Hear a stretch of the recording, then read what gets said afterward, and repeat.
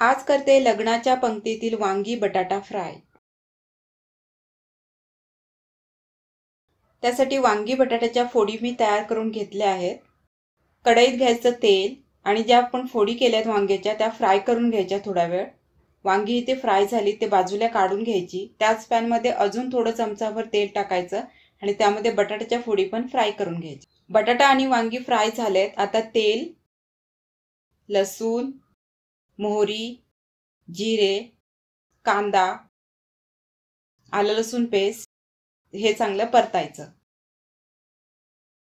सगळं परतल्यानंतर त्यात टोमॅटो घालायचा, किसलेलं ओलं खोबरं हे सगळं परतायचं।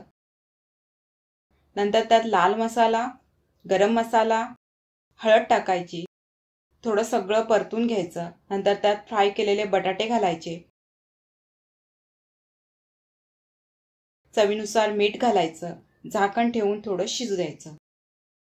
भाजी व्यवस्थित शिजली, बटाटे व्यवस्थित शिजले की त्यानंतर आपण जी फ्राय केलेली वांगी आहेत ती टाकायची। ती शिजलेलीच आहे, ती काय जास्त शिजायची काही गरज नाही। त्यामुळे 2 मिनिटं फक्त ही भाजी शिजू द्यायची।